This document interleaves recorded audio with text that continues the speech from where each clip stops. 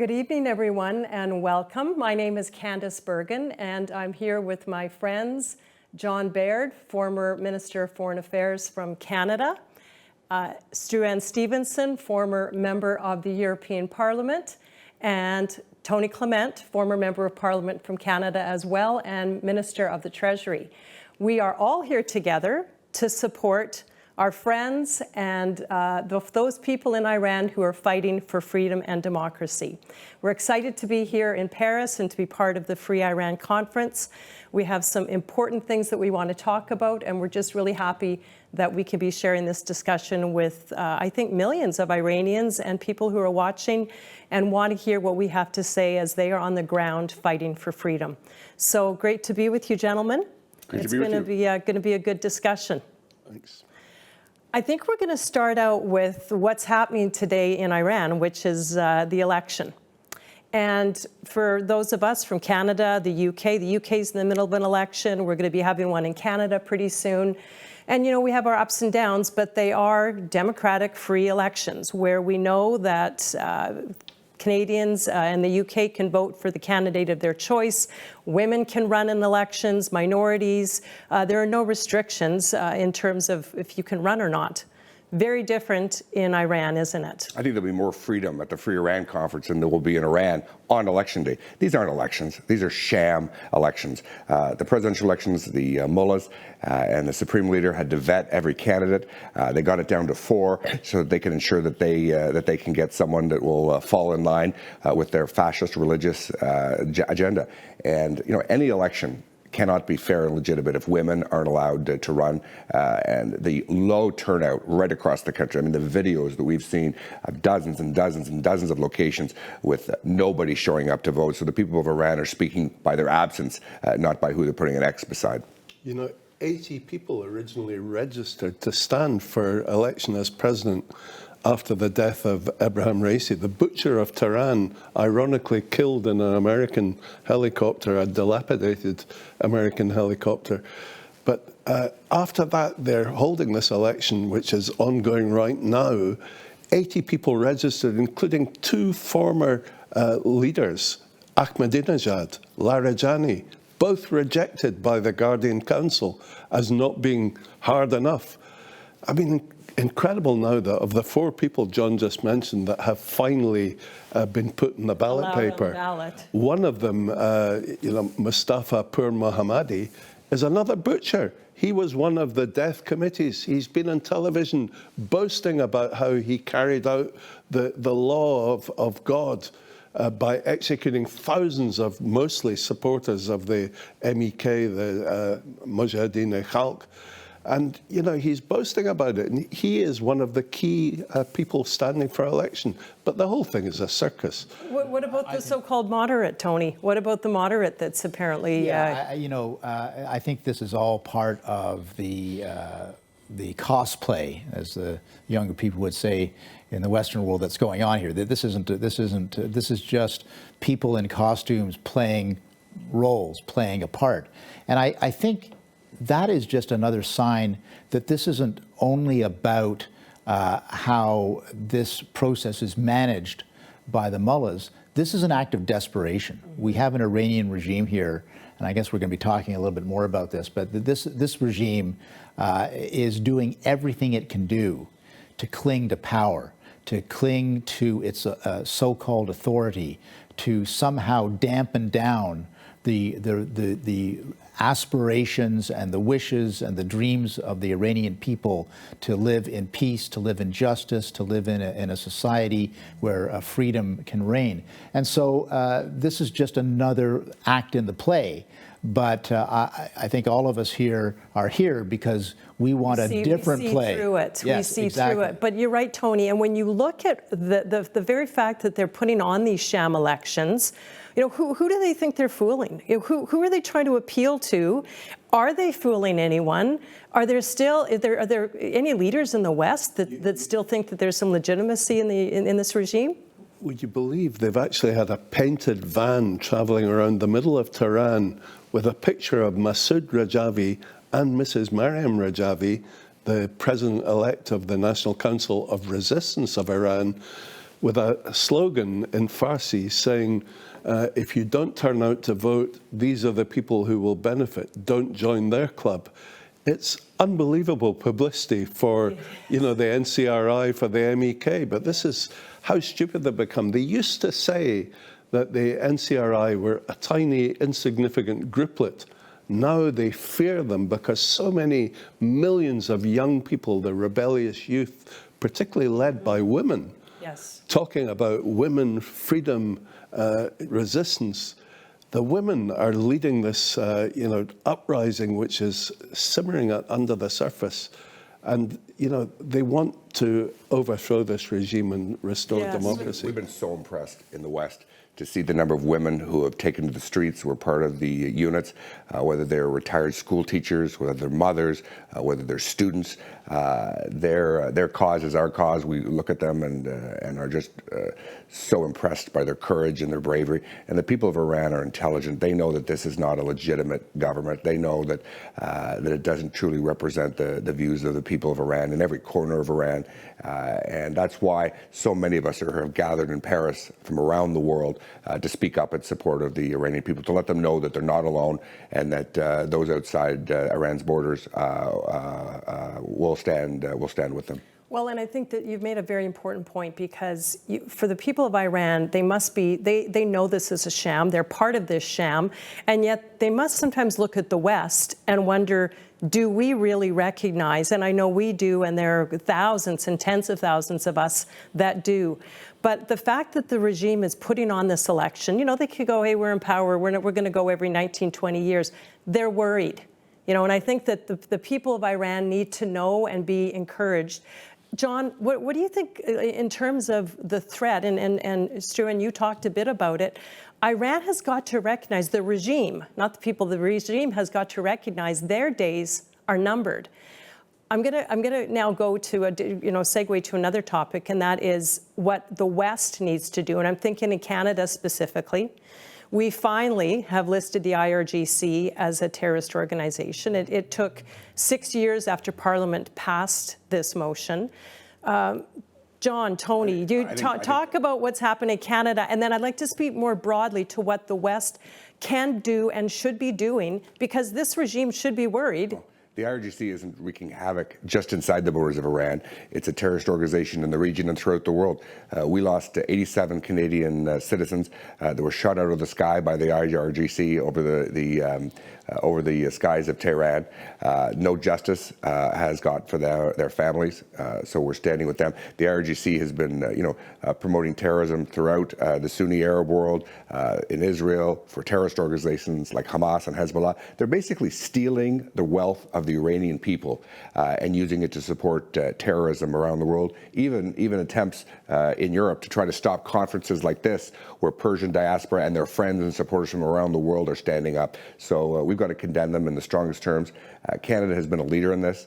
We broke off diplomatic relations with Iran in 2012. We kicked all the mullahs' henchmen out of Canada and withdrew our chief diplomat and staff from Tehran, because it's not going to be business as usual as long as they're deteriorating human rights system. It's not going to be business as usual with their material support for terrorism, and it's not going to be business as usual with the nuclear program.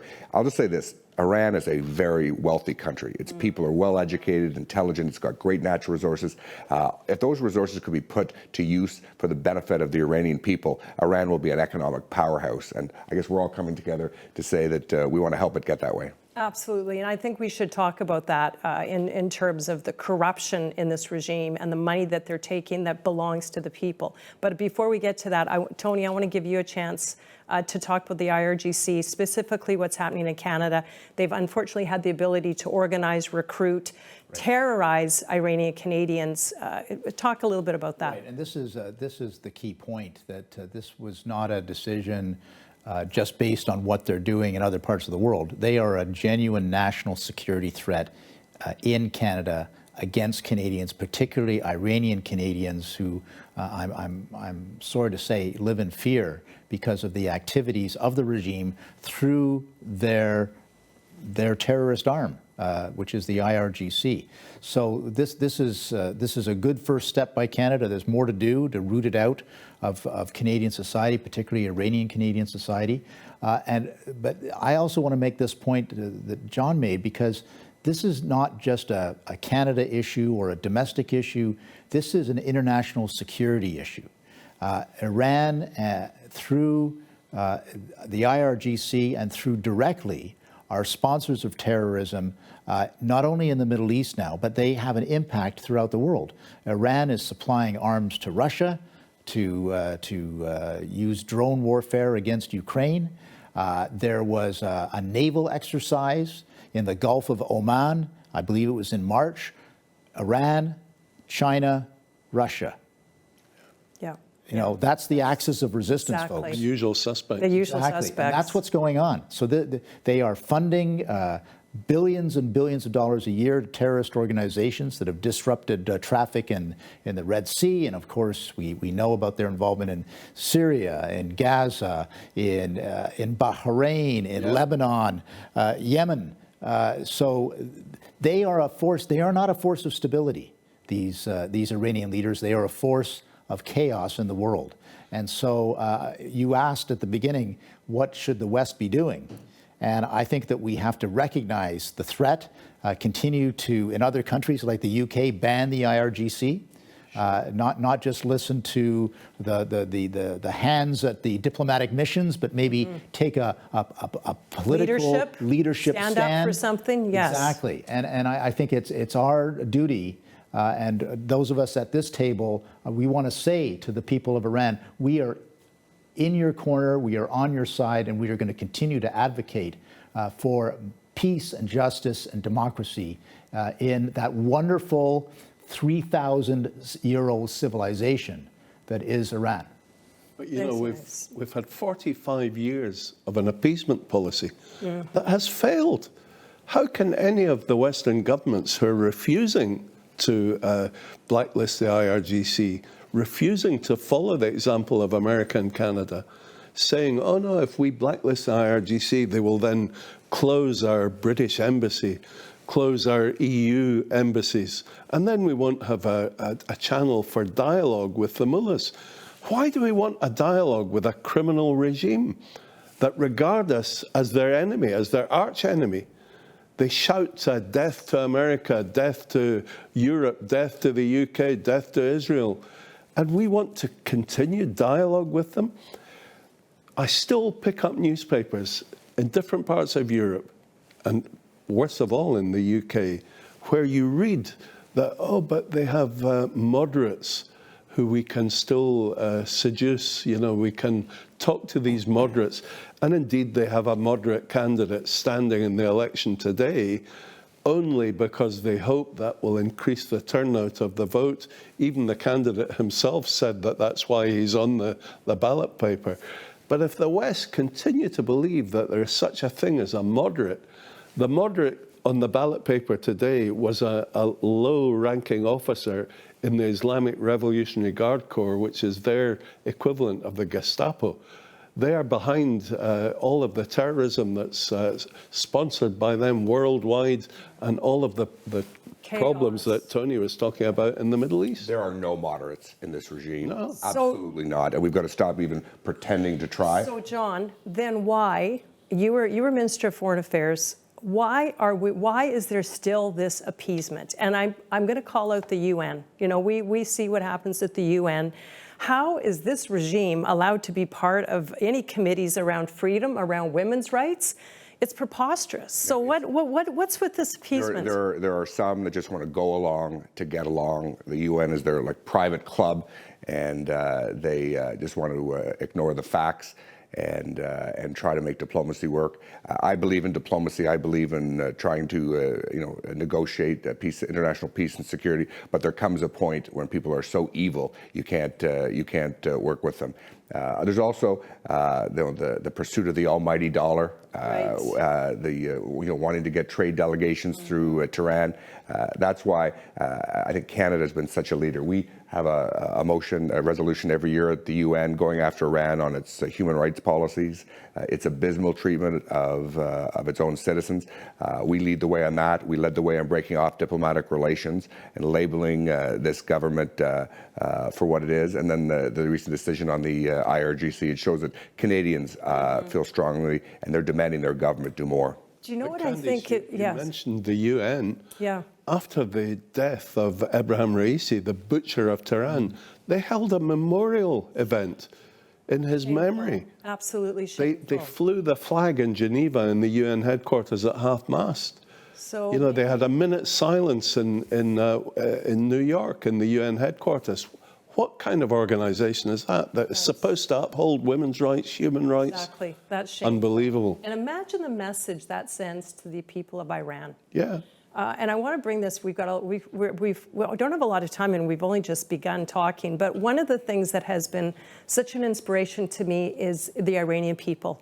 And I first met Iranian people here in Canada, and warm and loving, and they love their country. They love freedom. They don't hate. And when I think that Canadians, and I would say around the world, get behind the Iranian people, because when they are protesting, when they are marching, when they are speaking up for their country, they do it peacefully. They do it because they love freedom. Talk a little bit about the Iranian people who right now are going through this sham election and are watching us and have shed their blood, sweat, and tears for their beloved Iran. Well, we can certainly hear from the Iranian diaspora. We've heard from people within Iran. There was one public opinion poll that said 85% of the people of Iran did not support the mullahs, the religious fascist dictatorship, that they were more aligned with the Western values than they were with the values of the mullahs. And certainly I can see that from the people we work with. It's not enough to oppose, you've got to propose. That's why I'm incredibly impressed with the work that the NCRI has done through their 10-point plan, wanting to end the death penalty, wanting the equality of women in Iranian society, Iranian government. It's the commitments to free and fair elections. Allow the people of Iran to make the choice on who governs them, not just on a vetted list of 4 extremists that the mullahs on behalf of the Supreme Leader have chosen.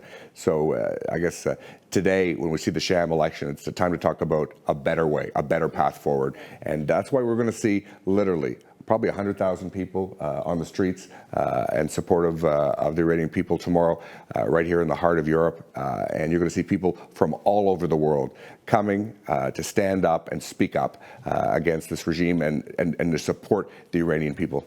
But you know, if you consider in 1979, they had the courage to overthrow the Shah and his brutal regime with his version of the IRGC, which was SAVAK, which was equally brutal.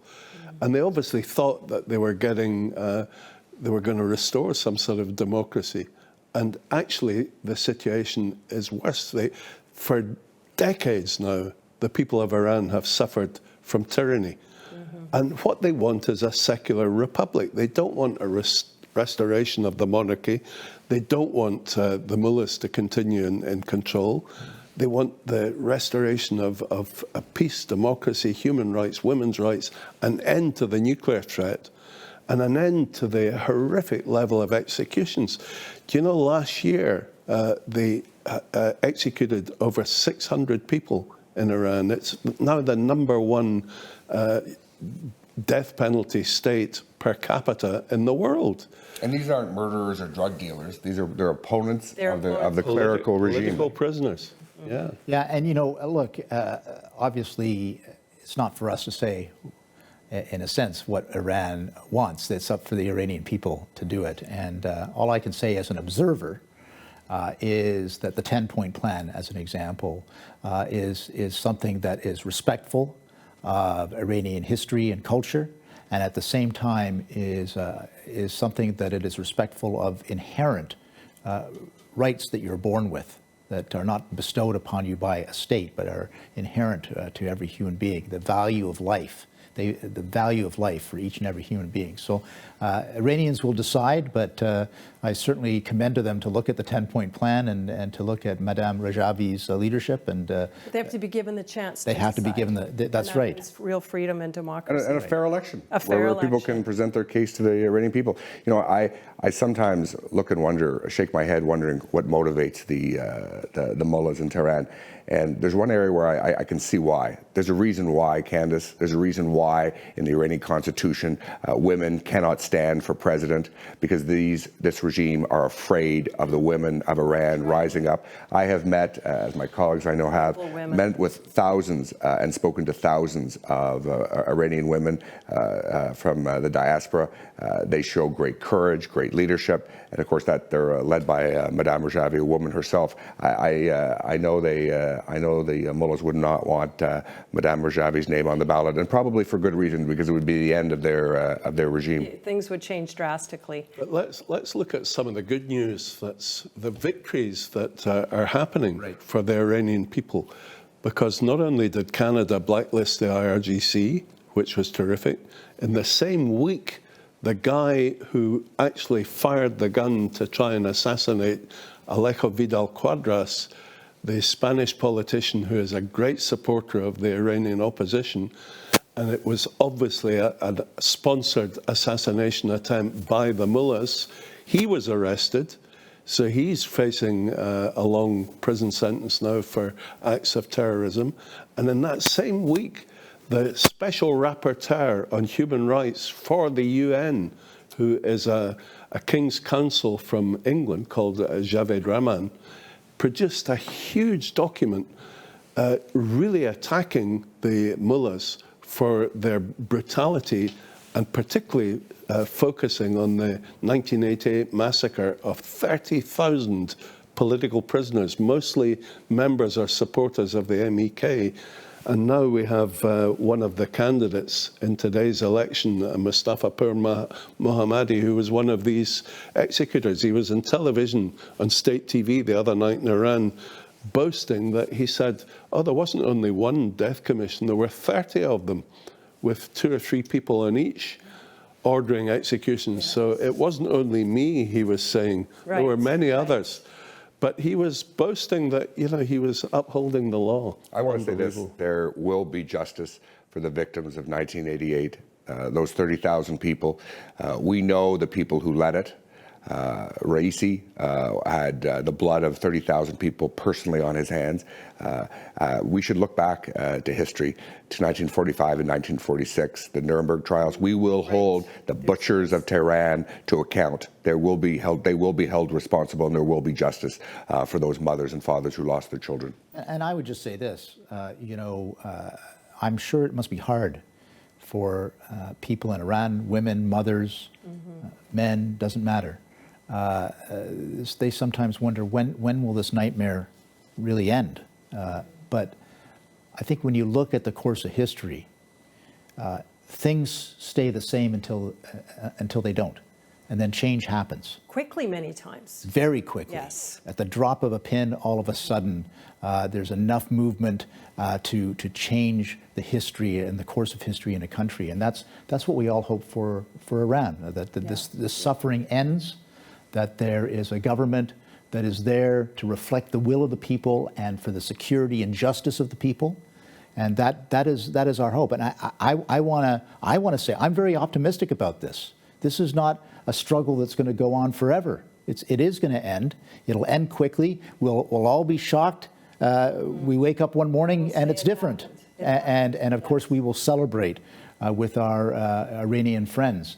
But in the meantime, we know there are many, many people within Iran right now who are working so hard for that eventuality. They are, and I think that's something you've been watching for a long time, Stu, and you've been seeing the people of Iran in Iran working for this. What can you tell them in your experience is the best thing that they can do to help, obviously, their cause, but even influence those of us in the West, maybe those who aren't doing everything that they can? Well, we need to give them moral support. Listen, the last thing they want is intervention, military intervention from the West. Right. They saw what happened in Iraq. They don't want that. They're just saying, for heaven's sake, give us moral support. Tell us that we have the right. What does that look like? What does that moral support look like? We talked a little bit about the UN. You know, we talked about listing, but those are like, the EU and the UK must blacklist the IRGC. They must close their embassies, kick out their diplomats. Their embassies are being used as bomb factories. Right. In 2018, and I think all of us were here in Paris at another rally of the opposition, the NCRI, and they tried to blow us up. They sent a diplomat from their Vienna embassy, Asadullah Assadi, and he was caught red-handed handing over a bomb that he'd flown from Tehran in a commercial airliner, handing it over to 3 expatriate Iranians who came here as refugees, and telling them, instructing them how to detonate the bomb here in Paris to kill all of us. I mean, they use their embassies as bomb factories, as terror cells. So they need to be closed down. Close them down, kick them out. And these people, these diplomats who claim they want to work with Iran, we can't even count on. The Vienna Convention requires host governments to protect foreign embassies on their soil. And you look at the regime just can't be counted on to come to the aid of diplomats when they come under attack. Look what they look what happened when the American embassy was stormed back in 1979-80. Look what happened. They burned the Saudi embassy to the ground. Look what happened to the British embassy when they stormed it. They just can't be held. They've got to be held accountable. They can't. There can be no confidence that they'll support diplomacy. So the attack on these diplomats and these other diplomats at the UN or in Europe and even some in Canada don't even want to call them out on that. Yes. So that's why it's so important that that we stand up. And you know what? It's not without danger that we're coming here. Right. The courage that the Iranian people have had with the resistance in the last 2 years has inspired me. I think inspired all of us to come here and speak up, stand up and speak up. Exactly. I know, and I'm fortunate I get to participate in the conferences during around Women's Day here with Madame Rajavi and so many women who are at the forefront. And, you know, I'd like to hear from your perspective, when you look at what the women of Iran have done, even over the last 2 or 3 years, and they have paid a massive price. You know, you think about what they've done, you think about the price that they have paid. What does that tell the world about what the true spirit of Iranians is about? This is the face of courage. This is the face of bravery. This is the face of people who have strong values that stand in contrast to those that are governing them. And they're the worst threat to the regime in Tehran. That when their son, who's in the IGRC, comes home for dinner one night, that they're going to be going after them to lay down their arms and take a better path. You know, when you think of the uprising that took place after the death in custody of Mahsa Amini, the young Kurdish woman who they claimed, the so-called morality police claimed she wasn't wearing her hijab properly, and she was arrested, and they killed her in custody, and that led to the mass nationwide uprising when the IRGC and the Basij thugs shot down, killed 750, arrested 30,000, many of whom have subsequently been executed, thousands of them women, still in prison because they took to the streets. I saw a horrible story recently from a leaked document from an IRGC Basij internal inquiry into the death of a young girl. You may recall that one of the videos was, during the uprising, was a young girl jumping on top of a car and tearing her headdress off, tearing her veil off and tearing it up and cutting her hair. Wow. Do you remember that? Yes. The Basij realized that this girl, who happened to be 16 years old, they reckoned she must be a ringleader, arrested her, and she was in the back of a van. They were trying to take her to prison. She was protesting so much that they stuffed a sock into her mouth, raped her, then strangled her, beat her to death, and threw her body out in a back street. And her parents were wondering where she was, finally found her body in a morgue 9 days later, and she was disfigured. She'd been beaten so badly. Now that's simply, you know, we wouldn't have learned that except for the leaked documents. That's right. A 16-year-old girl That's how they treat women. That is how they treat women, and yet somehow they're treated with these brutal leaders. They're not even leaders, they're butchers. They're treated with some sort of respect. And the other side of the Gulf, you're seeing so much reform where there are women cabinet ministers. Yes. In the United Arab Emirates. There's women ambassadors in Bahrain. They've taken out all the religious police off the streets of Saudi Arabia, and they've begun the full emancipation of women. So there is a better path, and I think all of us want to support that, support the Iranian people as they embark on that path. And let me just say, I'm a bit of an amateur historian. I can't lay claim to anything more than that. But if you look at the history of the Persian people, there are very strong women who have co-ruled or ruled empires and who have driven change in that society. So I have every confidence in the women of Iran working with the men of Iran to produce some real change. Well, and let's just finish with talking about Madame Rajavi.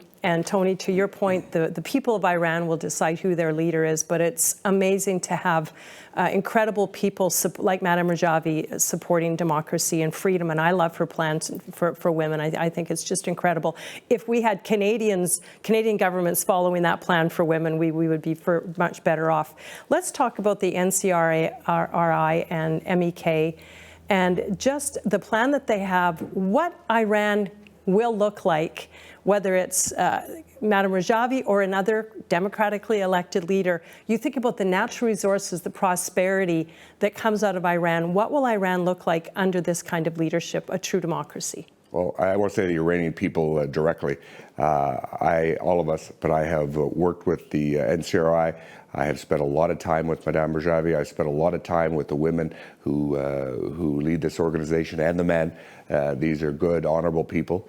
But it's not for a Canadian to tell the people of Iran who should govern them. I think what the NCRI is doing is giving the Iranian people the power, working to give the Iranian people the power to set their own destiny, to make the choices in the ballot box for themselves.